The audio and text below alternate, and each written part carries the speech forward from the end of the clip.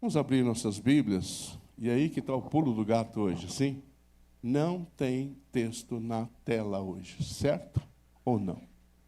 Então abra sua Bíblia, seu smartphone, seu telefone, seu iPhone, seu iPad, sei lá o que você tem aí, abra aí, tá bom? Alguém não tem Bíblia, não tenha vergonha, que nós temos Bíblias de reserva. Levante sua mão se estiver. Bíblia física. Alguém não tem? Isso. Leva para ela lá, Dorcas, por favor. Bíblia física. Mais alguém? Tudo bem? Então, abra sua Bíblia no Apocalipse, o livro da Revelação. É a Zilda o nome dela, viu, Daniel? Ela aqui, tá? Yara, você tem, Yara? Ah, tem no celular. Mas aqui nós estamos adotando a Bíblia física, viu, Yara? Se não tiver, nós te damos uma Bíblia. Tá bom, querido. Beleza. Vamos lá, então. Capítulo 3. Nós vamos ver o texto do versículo 7 ao 13. Capítulo 3 do livro da Revelação, Apocalipse, capítulo 3, do 7 ao 13. Tá bom? Abra sua Bíblia, deixe aberta. E nós vamos ler esse texto da palavra de Deus, tá bom? Posso ler? Todos abriram? Alguém ainda não abriu? Fique tranquilo, levante a mão e espera. O livro do Apocalipse é o último da Bíblia, tá bom? Capítulo 3, do 7 ao 13. Posso ler agora? Eu estou ouvindo ainda um barulhinho, isso chama-se farfalhar. Sabe o que é isso? Esse barulho da Bíblia sendo aberta. Pois, está vendo como você, quando vê no celular, você não tem esse privilégio de farfalhar sua Bíblia. Entendeu, Luiz Arnaldo? Você está com o celular, traga a Bíblia, querido. Tem 5? Então, traz as 5 para a gente distribuir aqui daí. Vamos lá, gente. Vamos ler o texto? Capítulo 3, do versículo de número 7 ao 13, tá? Ao anjo da igreja em Filadélfia, escreve: estas coisas diz o santo, o verdadeiro, aquele que tem a chave de Davi, que abre e ninguém fechará, e que fecha e ninguém abrirá. Conheço as tuas obras. Veja que nas cartas sempre aparece essa expressão: conheço as tuas obras, da igreja e dos indivíduos. Ô Jackson, eu quero te agradecer. Esse é meu genro, ele saiu às 7 horas da manhã do trabalho e está aqui. Pegou às 11 e está aqui. Obrigado, querido, que Deus te renove as tuas forças, viu? Eu estou falando isso, que às vezes a gente levanta às 9, daí fica com preguiça de vir para a igreja, tá bom? Então, gente, por favor, venha à igreja, tá? Vamos lá. Conheço as tuas obras, versículo 8. Eis que tenho posto diante de ti uma porta aberta, a qual ninguém pode fechar, que tens pouca força, entretanto guardaste a minha palavra e não negaste o meu nome. Versículo 9 diz: eis, farei que alguns dos que são da sinagoga de Satanás, desses que a si mesmos se declaram judeus e não são, mas mentem, eis que os farei vir e prostrar-se aos teus pés e conhecer que eu te amei. Porque guardaste a palavra da minha perseverança, também eu te guardarei na hora da provação que há de vir sobre o mundo inteiro, para expor sobre ele o nome do meu Deus, o nome da cidade do meu Deus, a nova Jerusalém, que desce do céu, vinda da parte do meu Deus, e o meu novo nome. Por fim, que ele diz às igrejas todas: quem tem ouvidos, diga comigo isso, quem tem ouvidos, ouça o que o Espírito diz às igrejas. Pai, a tua palavra foi lida, e eu sei que por si só nós poderíamos só ler a tua palavra e nós todos teríamos o entendimento, porque o Senhor nos revela a cada momento. Mas eu quero que o Senhor traga uma revelação especial nessa manhã para a nossa igreja, porque somos como essa igreja, eu creio, Senhor.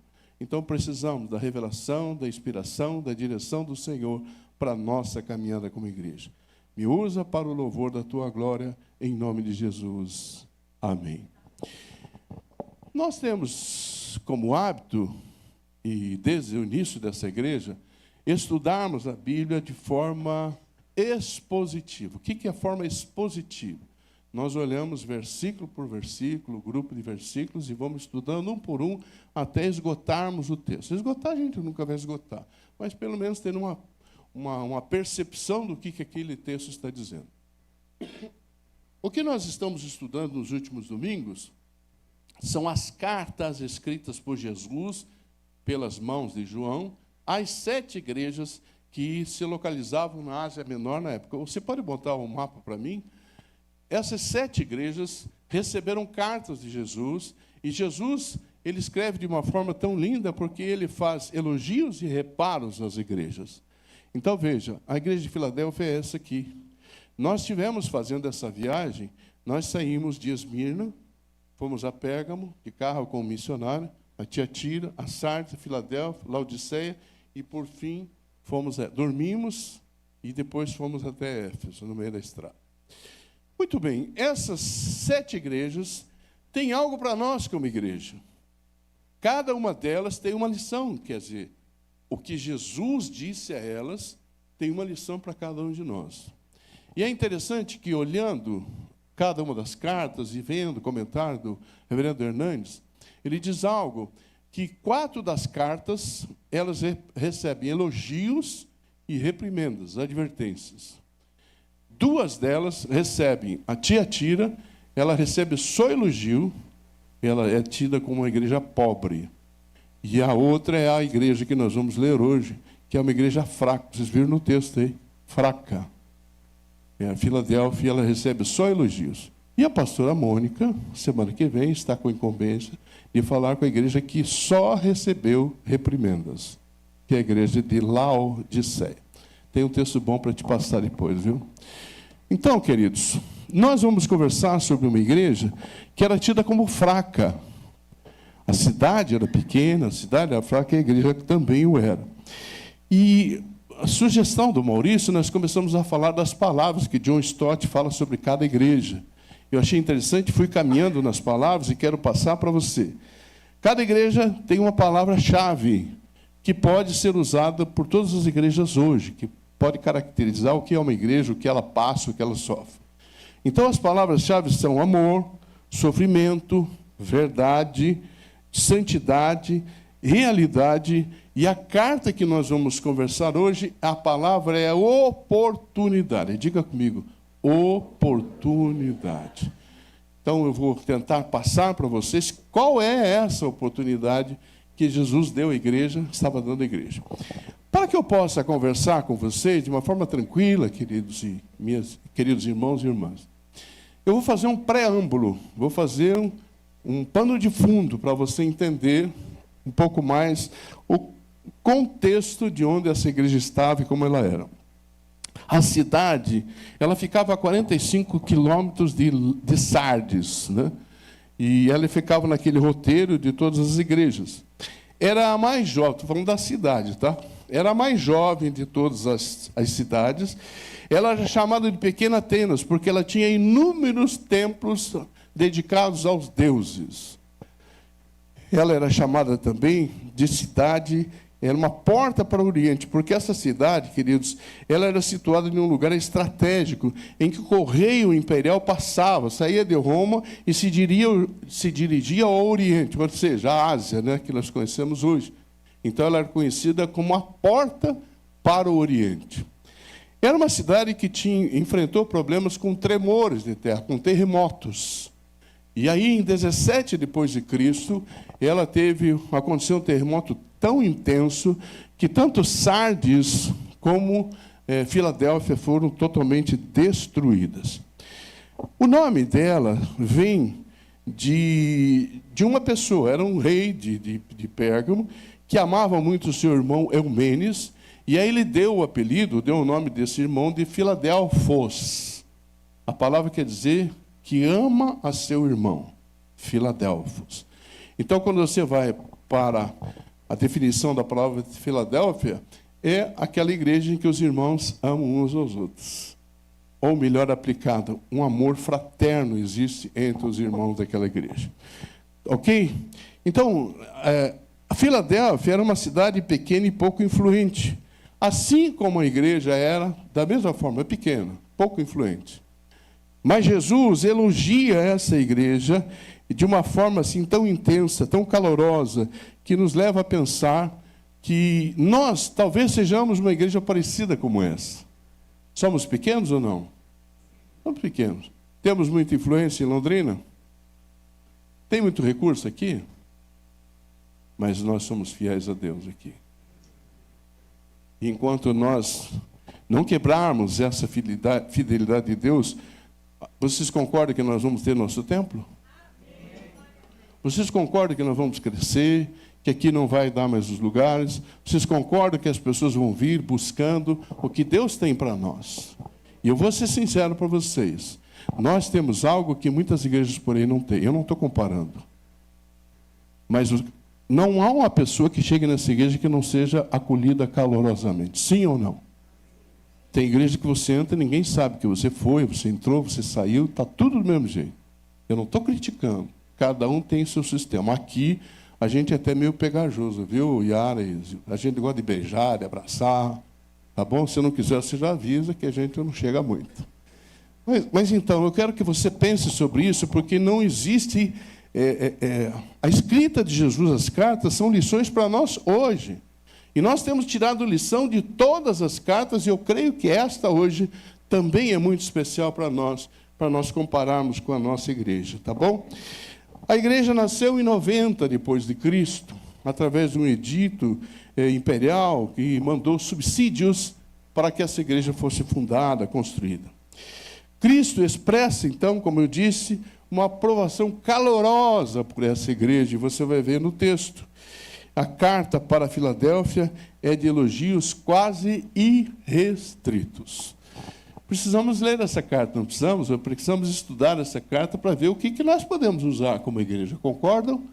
Precisamos saber o que nós vamos tirar dessa carta nessa manhã, e espero que tenhamos lições profundas.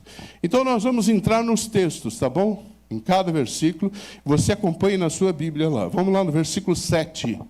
Versículo 7, você pode botar do que ela se trata, tá? O primeiro é o caráter de Cristo. Vamos lá, diz assim: ao anjo da igreja em Filadélfia escreve: estas coisas diz quem?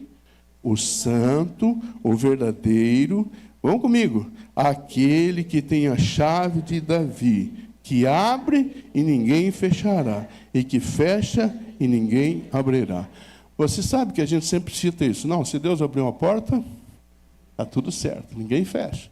Mas se Ele fechar, ninguém abre.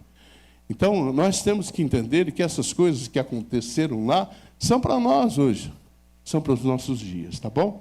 Então, o versículo 7 expressa o caráter de Cristo. Eu até coloquei ali, né? O caráter de Cristo, versículo 7.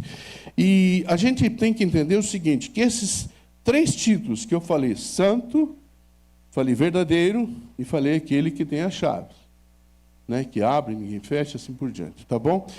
Eles simbolizam, eles reforçam a autoridade de Cristo e o poder de Cristo sobre a igreja. Há 3 descrições que nós vamos conversar, mas tudo que está escrito no versículo 7 vai preparar para o restante dos outros versículos, que é com base de quem Cristo é, que as coisas aconteceram e vão acontecer nas igrejas. Está claro isso? Então, vamos olhar um pouquinho cada um das expressões. São 3 descrições a respeito de Cristo, falando do caráter de Cristo. Então, primeiro, que Ele é santo. Jesus é santo, Ele é perfeito. E essa santidade, ou essa expressão santo, aponta para a sua pureza e para a sua santidade. E Ele é separado do pecado e completamente íntegro. Concordam comigo? Então, se eu sou membro dessa igreja, como que eu devo ser? Santo, íntegro. Não tem como eu me desvincular do corpo de Cristo e dizer, não, a minha vida é separado. O que acontece a partir de segunda, não interessa. Engano seu, engano meu, se assim pensarmos. Nós fazemos parte de um corpo, e se o nosso Senhor é santo, é íntegro, é assim que eu tenho que ser. Cópia dele, tá bom? Nossas igrejas hoje estão cheias de pessoas que não estão nem aí para a sua vida, leva a vida do jeito que quer, né? Não é assim que funciona. Você pertence a um corpo, você pertence a uma igreja, que o cabeça é Jesus Cristo. A outra expressão, queridos, é verdadeiro. Jesus é a encarnação da verdade. Na verdade, Jesus é a verdade absoluta. Suas palavras e promessas são fiéis e dignas de confiança. Então, vamos lá. Se Cristo é o cabeça dessa igreja, nós dizemos que uma marca dessa igreja é cristocêntrica, né? Por falar nisso, queridos, nós acabamos de completar a nossa missão, visão e valores. Parabéns a todos que participaram. Fechamos, está no banner, e aí você vai poder depois olhar, tá bom? Ficou bonito, achei, viu, pastora Mônica? Ficou muito legal. Muito bem. Então, se nós somos membros dessa igreja, que Cristo é o centro, que Cristo é o cabeça, as coisas entre nós têm que ser verdadeiras. A verdade tem que imperar entre nós. Aqui não pode ter mentiras, aqui não pode ter fofoca, aqui não pode ter disse-me-disse. Por favor, não faça isso. Use da verdade. Então, se você tem que corrigir o irmão, conversar com o irmão, vá até ele e diga, Mateus 18, diga, olha, querido, eu vejo que você está tendo essa postura, você devia mudar, não devia fazer isso, não devia fazer aquilo. Está claro isso? Então, somos aqui verdadeiros, porque Jesus é verdadeiro. E aí a terceira expressão, aquele que tem a chave. Essa expressão refere-se à autoridade messiânica de Jesus. Ele é o nosso Messias. Ele possui o poder soberano sobre o reino de Deus. Quando ele abre uma porta, ninguém pode fechá-la. E se ele fecha, ninguém poderá abri-la. Então fica estabelecida a autoridade e a obediência a Cristo em todas as promessas contidas, que nós vamos ler também a partir dos versículos seguintes. Então, a primeira expressão importante que nós temos é que conhecemos o caráter de Cristo. Como é que é o caráter de Cristo? Ele é santo, verdadeiro, e ele tem a chave. Ele que abre e ele que fecha. Está claro? Não somos nós que fazemos, ele é quem faz. Versículo 8, acompanhe comigo aí o que diz. Conheço as tuas obras, eis que tenho posto diante de ti uma porta aberta, a qual ninguém pode fechar. Que tens o quê? Uma igreja fraca, pouca força, aos olhos humanos, né? Daí termina, entretanto, guardaste a minha palavra e não negaste o meu nome. Igreja fraca, mas guardou o nome do Senhor. Então ela é fraca? De jeito nenhum. Ela pode não ter o tamanho que as outras têm, ela não pode ter os recursos que as outras têm, mas ela é uma igreja forte. Porque a nossa força vem. Hoje nós eu levantei 3 horas da manhã, estava meio assim, a Dorcas começou a cantar para mim, que eu estava bem baqueado quando vim para cá. Alegria do Senhor, a nossa força é. Alegria, foi isso, amor? A nossa alegria, a nossa força vem de... Não é de livros de autoajuda, tá bom? Não é de você achar que você pode, que você é mais, e que você dá conta. Você não dá conta, eu não dou conta. Tá bom? Muito bem. O que Jesus faz a essa igreja que é fraca? Ele faz um elogio. Jesus elogia essa igreja. Jesus conhece as obras da igreja de Filadélfia. Que ele diz que, embora ela tenha pouca força, ou seja, uma igreja pequena e talvez sem grandes recursos, eles, seus membros, eram fiéis. Era uma igreja pequena, Juraci. Pequena. Tinham poucos membros, mas em força ela era muito grande. Era grande em poder e fidelidade a Deus. Deus, na verdade, escolhe as coisas fracas para envergonhar as fortes. Tá bom? As pessoas estão começando a ouvir falar de nossa igreja. E sabe o que eles dizem para mim? O que está acontecendo lá? Falei, eu vou lá para ver.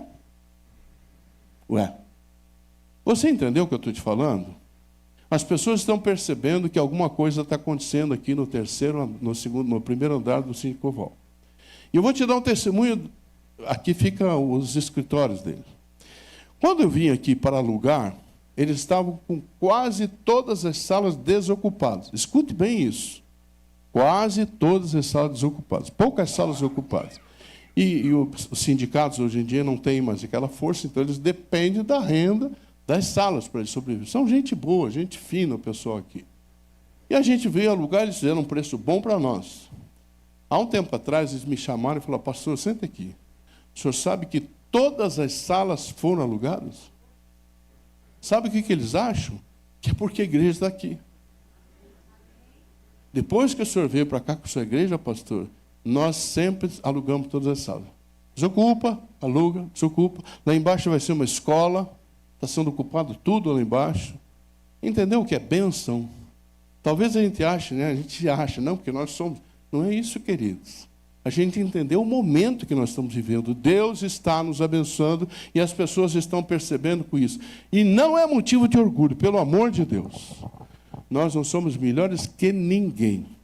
Mas Deus tem nos visitado de uma forma tão linda, tão preciosa. Então tenha consciência disso. Deus, eu não mereço, mas eu aceito. Eu recebo do Senhor isso.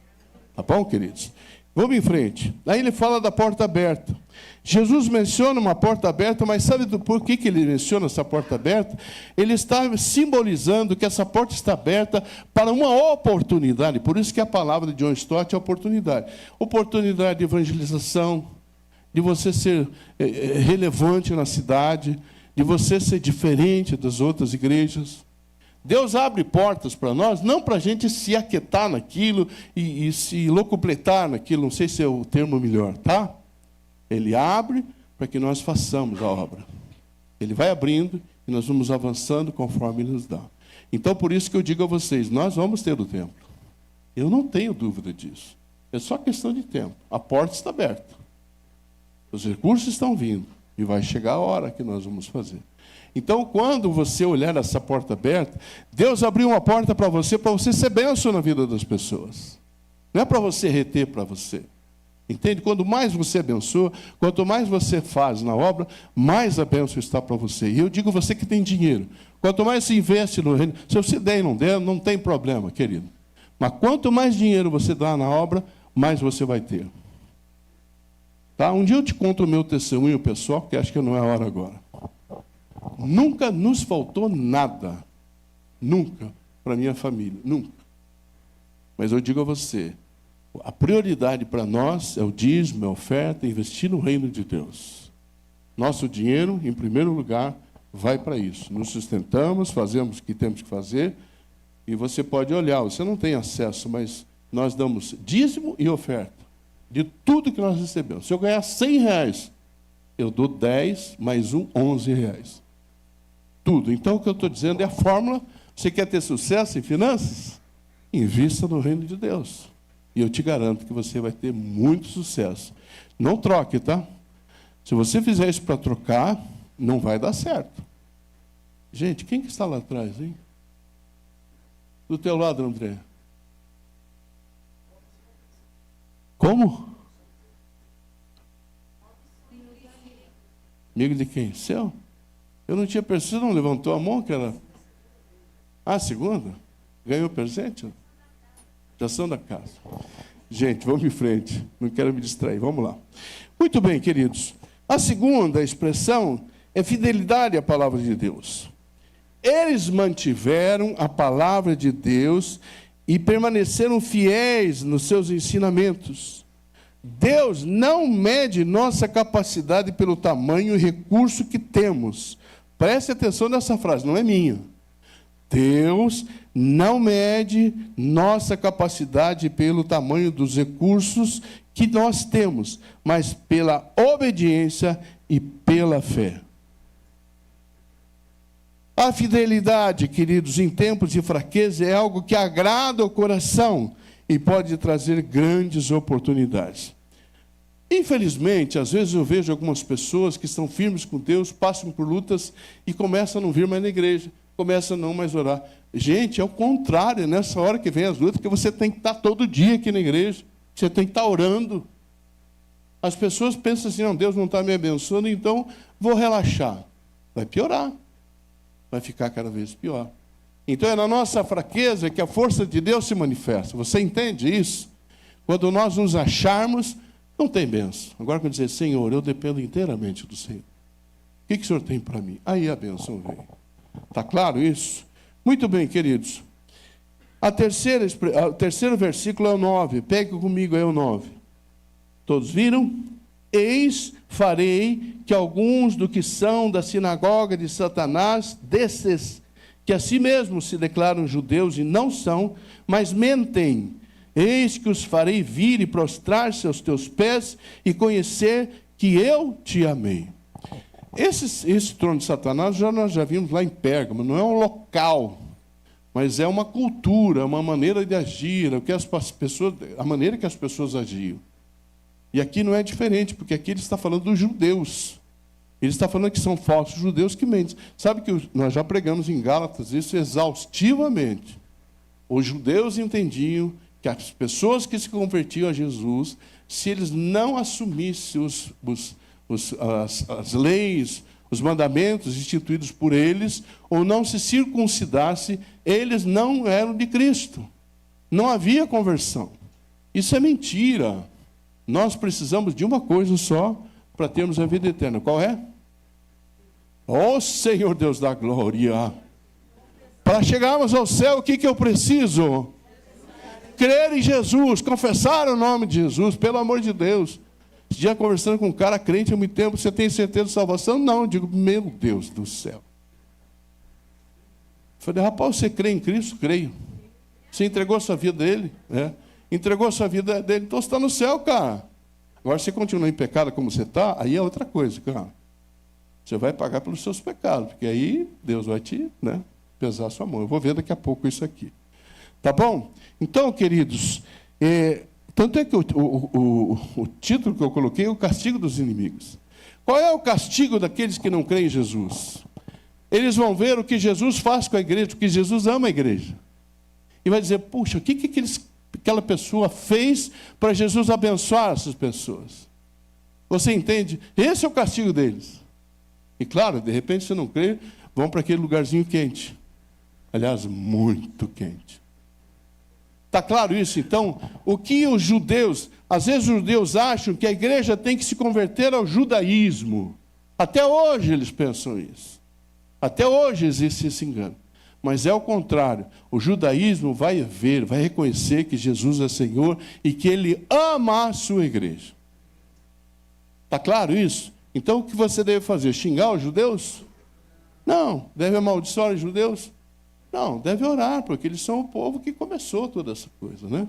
Hoje, o povo de Deus não é mais os judeus. Hoje, o povo de Deus é a... Olha que convicção linda. É a... Os judeus têm que entender isso, porque senão eles não chegam à salvação. Está claro isso? Muito bem. Seguindo em frente... Jesus é o Deus confiável, real, em contraste com os que mentem. Ele não é uma cópia de Deus. Ele é o Deus verdadeiro. Ele é o único Deus, vivendo em três pessoas, Deus Pai, Deus Filho e Deus Espírito Santo, mas o único Deus. Jesus adverte que aqueles que perseguem a igreja e se opõem à verdade serão expostos e reconhecerão a bênção de Deus sobre a igreja. Quando nós subirmos para estarmos com Jesus, o que vai acontecer com as pessoas que não forem? Já pensou isso? Eu acho que vai ser de forma visível que vai acontecer. Então, os que estarão mortos serão ressuscitados. E os que estarão vivos serão... Não, transformados. Primeiro, o nosso corpo tem que perder essa mortalidade, essa corruptibilidade. A gente fica doente, a gente tem problemas, não é isso? Agora nós temos que ter um corpo que não passe por isso. Então é um corpo incorruptível e um corpo imortal, viu, Joelma? Imortal. Porque se a gente chegar no céu e o nosso corpo for mortal, não dá, não é isso? Então, nosso corpo tem que ser incorruptível e imortal. Paulo explica isso para nós, tá bom? Então, vamos seguir em frente. Agora, eu fiquei pensando assim, né? Eu ia terminar a ilustração. A pessoa está lá conversando, vamos dizer que seja com a Dorcas. Oi, Dorcas, tudo bem? Não sei o quê. De repente, a Dorcas...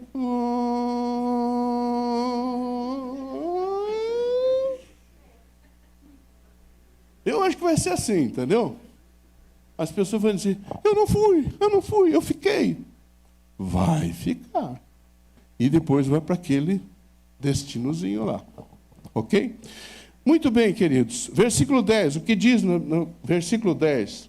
Acompanhem comigo, diz assim, porque guardaste a palavra da minha perseverança, também eu te guardarei. Então, quando eu guardo a palavra da perseverança, quando eu sou perseverante, Ele vai nos guardar a nós e a igreja, na hora da provação que há de vir sobre o mundo inteiro, para experimentar os que habitam sobre a terra.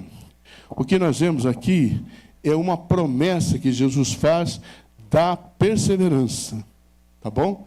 Porque nós somos perseverantes, nós vamos estar com Ele. Jesus elogia a perseverança da igreja na provação. É uma promessa de proteção. A igreja que guarda a palavra de Deus é guardada por Ele. Por isso que a gente prega tanto a palavra de Deus e não admite qualquer coisa que as pessoas tragam de ensino que não está na Bíblia. Então, se você quer guardar a palavra de Deus, quando alguém te falar, não, porque o profeta tal me disse que vai acontecer isso. Onde está na palavra de Deus isso? Onde está escrito que vai mudar isso, vai acontecer aquilo? A revelação está entregue a nós. Um profeta, uma profetisa que trouxe uma palavra, não pode estar contra o ensino bíblico. Nunca, jamais. Então pense sobre isso. Perseverar na verdade pode ser também uma promessa de proteção divina especial para que nós tenhamos proteção em tempos difíceis em nossas vidas. Está claro isso? Para nós, hoje, como igreja, pode ser interpretado como a certeza de que Deus é fiel para proteger e sustentar os seus em tempos de tribulação. A igreja de Filadélfia não transigiu, não cedeu às pressões. Ela preferiu ser pequena e fiel do que ser mundana. Muitas igrejas fazem acordos, eu te falando porque a gente acompanha tudo que acontece por aí. E as pessoas, muitas igrejas têm aberto mão das coisas puras, da doutrina sã, para fazer movimento, para atrair pessoas, para segurar pessoas. Isso não vai dar certo. Então, aqui em nossa igreja, não queremos ser como a igreja de Éfeso. A igreja de Éfeso tinha uma sã doutrina, ela era plena naquilo que ela acreditava. Só que eles eram rudes. E aí Jesus adverte a igreja dizendo, vocês se distanciaram do amor. Vocês têm que resgatar isso. Então nós podemos ser, e é isso que é o perigo para nós, tá? A gente achar que nós estamos na doutrina certa, defender essa doutrina, né, com unhas e dentes a doutrina, mas temos que ser amorosos, temos que explicar, conversar, não rechaçar, não tratar mal, não ser rude. Então, uma pessoa que chega aqui na igreja, que ela tem uma doutrina que não está legal, a gente precisa corrigir o rumo dela, certo ou não? Mas precisamos fazê-la com amor, não correr o risco da igreja de Éfeso, que era uma igreja maravilhosa, mas que recebeu a reprimenda de Jesus. Vocês não amam as pessoas, são rudes.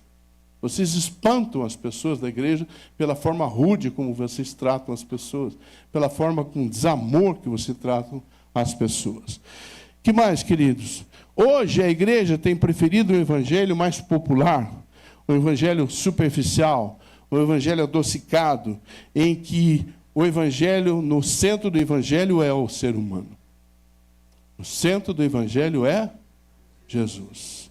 Mas as igrejas hoje trazem emoção para as pessoas, e aí fazem o quê? Trazem para o ser humano o centro. E aí, irmão e minha irmã, aí está fora. Então, eu não quero que essa igreja aqui passe a ter dos 500 mil membros de uma hora para outra, porque a gente está plantando bananeira aqui na frente. E a gente está fazendo movimentos diferentes, movimentos que são estranhos à palavra de Deus. E tem um rapaz na internet que ele traz as igrejas. Não sei se vocês já viram esse cara. É um cara barbudo. Meu Deus, ele traz cada cena de algumas igrejas que tem por aí, que eu falei, meu Deus, tem algumas que parecem centro de terreiro. Igrejas, sabe, com tambor, negócio todo aí. Eu falei, gente, onde nós estamos chegando? Procura verificar isso, você vai ver. Tem um cara, é barbudo, ele está no Instagram. Muito bem, queridos. Versículo 11, o que diz? Venho sem demora. Aleluia, irmãos? Sim mesmo? Depois de domingo, dá para a gente abrir a janela e falar, Jesus vem. Eu estou te esperando. É isso ou não? Tem coragem? Estou sentindo firmeza de vocês não, hein? Toda manhã você abrir a janela, Jesus, será que é hoje, Senhor? Será que eu vou subir hoje, Senhor? Será que é hoje o dia que nós vamos nos encontrar com o Senhor? Mas se tiver com a tua vida torta, não faz isso, não. Não abre a janela, deixa fechada. Liga o ar-condicionado, mas não abre a janela. Versículo 11, diz o que, queridos? Venho sem demora, conserva o que tens, para que ninguém tome a tua coroa. Esse versículo 11, nós podemos dizer que Jesus está trazendo um incentivo à perseverança. Jesus lembra a igreja de que sua vinda é iminente e incentiva as pessoas a ficar firme na sua fé, firme na sua caminhada em direção a Ele. E não mudar naquilo que eles têm. Por exemplo, hoje a igreja possuía, e eu creio que nós possuímos, fé, esperança e testemunho. Sim ou não? Ó Senhor Deus da glória. Nós temos fé aqui nessa igreja ou não? Cremos em Jesus? Estamos construindo uma igreja que está alicerçada em Cristo. Então diga, eu tenho fé. Isso. Você pode dizer que você tem esperança de que você vai estar eternamente com o Senhor? Eu não só tenho esperança, como eu tenho certeza. Você precisa ter essa convicção. Se você não tem, me procure. Eu quero orar com você, quero te explicar isso. E por fim, testemunho. Temos testemunho ou não? Oh, Jesus, não senti firmeza. Temos testemunho ou não? Sim. Você tem testemunhado sobre o que está acontecendo nessa igreja para outras pessoas? Sim. Você tem dito, ó, vai lá na minha igreja que você vai ver o que está acontecendo. Não tira de outras igrejas, tá bom? Pelo amor de Deus, não é isso. A pessoa está afastada, a pessoa não conhece a Cristo, chama para vir aqui. Agora diga, olha o que aconteceu na minha vida quando eu comecei a seguir a Cristo. Não é quando eu comecei a seguir a Beit Avot, tá? Quando eu comecei a seguir, quando eu realmente me envolvi com Jesus Cristo. Esse é o testemunho que nós precisamos dar. Então, se nós temos a fé, se nós temos essas qualidades, a esperança e o testemunho, para onde que nós vamos?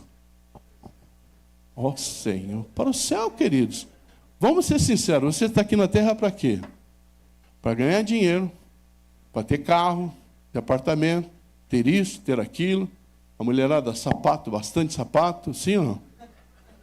Só que no dia que você morrer, vai ficar tudo aí. Então, a gente deve investir aqui na terra, queridos. Não estou dizendo que não. Mas cuidado para você não investir demais aqui na terra. Você tem que estar com a tua cabeça no céu. Você pode estar com os teus pés aqui na terra, mas o teu coração e a tua mente no céu. É para lá que eu vou. É para lá a eternidade. Não é aqui. Aqui é por 70, 80, 90 anos. E a hora que eu for, queridos, vai ficar tudo. Então, cuidado, não junte muita coisa que vai ser briga de filhos, de herdeiros. Está claro? Eu tenho acompanhado algumas famílias. Nossa, aquela família é crente. Briga. Ah, aquela família não é crente. Briga. Ficou dinheiro, pode ter certeza que alguém vai se sentir injustiçado e vai brigar. Então não deixe muito dinheiro, ou passe em vida. Sugestão que eu te dou, nós temos 2 casas. Eu já falei para a Dorcas, uma é de tal e outra é de tal. Está definido, tá, Sulamita? Não vem não. Sou eu que decido.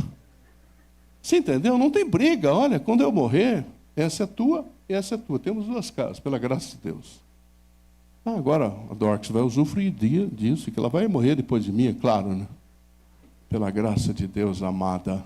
Não me deixe antes. Então, veja, a gente se arvora a fazer tudo aqui. Você entende? A amealhar as coisas, a acumular bens, acumular... E, queridos, vai ficar tudo, e às vezes vai ser motivo de briga. Então faça assim, acumule o que você precisa, tenha o que você precisa. A Bíblia diz que nós devemos entesourar para os filhos. Então guarde para os filhos, não tem problema, pode ser. Mas faça de um jeito que não dê briga, você entendeu? Senão vai ser motivo de vergonha. Você fez um pé de meia e os teus filhos não estão brigando. Está claro isso, queridos? Então, cuidado ao você acumular bens, vocês têm muitas coisas, tá? Tenham aquilo que vocês precisam e se foque sempre no reino de Deus, na tua vida eterna. Venha sem demora. Jesus está dizendo assim, gente, falta pouco. Estou vindo. É iminente a minha vida. Não precisamos de novidades.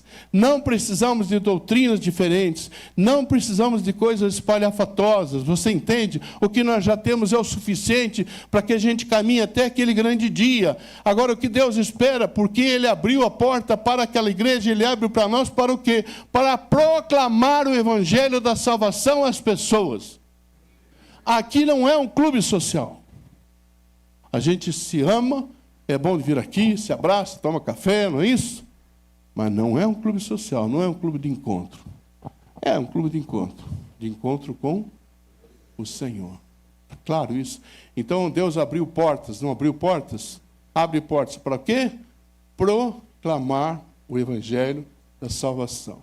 Ele não converteu você, Ele não te tornou um cristão, um filho de Deus, para que você falasse, agora eu sou o cara, eu sou a cara. Ele te converteu para uma obra. Ele te converteu por obras que Ele já, Efésios diz isso, as obras que de antemão Ele preparou para que andássemos. Está claro isso? Então você não é convertido para o teu deleite somente. É para que vocês cheguemos ao evangelho àqueles que não te conhecem. Está claro, como igreja? A porta cada vez mais aberta para nós. A coroa que eu estou mostrando, veja no versículo 11, diz, venho sem demora, conserva o que tens, para que ninguém tome a tua coroa. E a coroa aqui não é uma senhora idosa, certo? Não é a coroa dos dentes. Não é a coroa que a gente acha que a gente vai receber. Mas essa coroa, sabe o que é, queridos? É aproveitarmos as oportunidades que nós temos. Essa coroa é o prêmio que nós vamos ter, porque perseveramos e fizemos a obra do jeito que Deus quer que façamos. Essa é a coroa que Ele tem reservado para nós. Que ela pode ser física depois, pode ser, sei lá como é que vai ser no dia do céu, né? Mas é isso, tá bom? E por último, versículo 12 e 13, o que diz aí? Ao vencedor, falo-ei coluna no santuário do meu Deus, e daí jamais sairá. Gravarei também sobre ele o nome de meu Deus, o nome da cidade do meu Deus, a nova Jerusalém que desce do céu, vinda da parte do meu Deus, e o meu novo nome. Quem tem ouvidos, ouça o que o Espírito diz às igrejas. A recompensa que Jesus prometeu a nós. Teremos uma recompensa. Concordam? Sim ou não? Essa luta toda que nós enfrentamos aqui, tudo que nós passamos em nome do Evangelho, ou até sem que seja o nome do Evangelho, que passamos porque como cristãos sofremos essas pressões, é porque tem uma promessa. E essa será dada e ela está prometida e ninguém tira. A cidade que tinha mudado o nome de Filadélfia para Neo-Cesareia, para Flávia, entendeu que ela mudou de nome durante a história? Neo-Cesareia, mudou para Flávia, e hoje, até deixa eu anotar, Alé-Serrir. Você pode colocar aqui a cidade um pouquinho, só para eles verem? Alé-Serrir. Então, Jesus, ele aproveita esse anjo, vai passando, esse gancho cultural, está vendo? Filadélfia é uma escavação no meio da cidade de Alé-Serrir. Está aí o bonitão e a bonitona, sim ou não? É meio fosco, aí a Dorcas. Oh, Jesus! Muitas flores.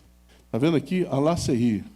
Hoje é a cidade que Filadélfia, os escombros de Filadélfia estão dentro dela. Obrigado, querido. Muito bem, queridos. Jesus aproveita esse gancho para mostrar a eles que eles tinham um novo nome. Quer dizer, ele faz um gancho cultural por causa dos vários nomes que a cidade recebeu. Ele diz que nós vamos ter um novo nome. Já preguei sobre isso, aquela pedrinha branca, lembra disso? Então, teremos um novo nome. E quais as expressões boas daqui? Diz assim, que nós seremos coluna no templo de Deus. O que quer dizer? Quando você olha para uma coluna, o que é uma coluna, queridos? Pensa uma coluna de palácio, é o quê? Dizem que as nossas crianças são com coluna de palácio, né? Então, a coluna o quê? Que sustenta. Você entende? Então, nós seremos pessoas que sustentam, seremos pessoas estáveis e permaneceremos na presença de Deus o tempo todo. Que está falando para a igreja de Filadélfia e está falando para nós, hoje. Nome de Deus é da Nova Jerusalém. Indica pertencimento e cidadania no reino eterno de Deus. Novo nome de Cristo indica uma nova identidade em Cristo, uma transformação completa. Então, queridos, nós estamos sendo transformados de glória em glória, dia após dia. Mas quando chegarmos aquele dia glorioso, a transformação vai ser completa. E aí, não vai ter mais marido e mulher. Não vai ter mais parentesco. Lá nós seremos como anjos. A Bíblia explica isso. Está claro? Então essa recompensa está preparada e ela virá naquele grande dia. Jesus faz promessas maravilhosas aos vencedores. Ser uma coluna do templo de Deus. Nunca mais sair da presença de Deus e receber novos nomes que refletem a identidade divina e a nova cidadania celestial. Conseguiram entender isso? Então nós estamos sendo preparados para aquele grande dia em que nós vamos estar com o Senhor, seremos como coluna firmes, certo? Sustentados, estaremos na presença eterna de Deus, receberemos novo nome e receberemos algo que nós não sabemos. Paulo diz assim: nem olhos viram, nem ouvidos ouviram, nem subiu em coração humano aquilo que Deus tem preparado para aqueles que o amam. E Paulo era assim, né? Ele teve uma experiência estática, né? Sobrenatural. Ele fala lá em 2 Coríntios assim: conheço um homem que há 14 anos subiu ao céu. Eu não sei se foi uma visão ou se foi fisicamente, mas ele estando lá, ele viu coisas inefáveis que não dá para o homem referir, não dá para o homem contar para outras pessoas. Daí ele fala assim: para que eu não me ensoberbecesse, achar, poxa, eu estive no céu. Para que eu não me ensoberbecesse, Deus me colocou, entenderam isso? Deus me colocou um espinho na carne. E por 3 vezes eu pedi que ele tirasse, e ele não tirou. Então deixa eu falar uma coisa olhando nos teus olhos. Pode me chamar de radical, não tem problema. Não acredito em revelações atuais sobre o céu. Eu fui ao céu e assim assado. Deve ter tido um devaneio, deve ter imaginado. Por quê? A única pessoa que voltou do céu foi Paulo. E o que Deus disse para ele? Não pode revelar. Sabe por quê, queridos? Para mim é simples. Porque senão eu e você queríamos ir embora amanhã. Se a gente soubesse como é o céu, você ia falar: o caminhão passa por cima de mim, eu não vou me matar, mas passa por cima de mim. A gente dá um tiro que pega em mim, um tiro, como é que é, a esmo? Ninguém sabe como é o céu. Quem foi para lá? Enoque, não voltou. Quem foi para lá? Elias, não voltou. Então, queridos, eu tenho dificuldade de aceitar quando alguém diz: olha, eu sonhei e cheguei lá, aconteceu isso. Agora, visões de Jesus, né, vindo buscar, de Jesus, eu creio nisso. Na hora da morte, eu creio. Está claro isso? Mas se você tiver opinião diferente, eu respeito, tá bom? Muito bem, eu quero concluir agora. A igreja de Filadélfia nos dá um exemplo poderoso de fidelidade, perseverança e dependência de Deus, mesmo com limitações que ela tinha. Jesus nos ensina que Ele conhece as nossas obras. A gente pode enganar as pessoas, até nem que a gente queira enganar, mas a gente pode até, assim, não deixar que as pessoas saibam como nós somos. Mas Jesus conhece as nossas obras. Dele ninguém falseia. Nem dele ninguém engana. Então Ele diz: conhece as nossas obras e que Ele abre portas que ninguém pode fechar.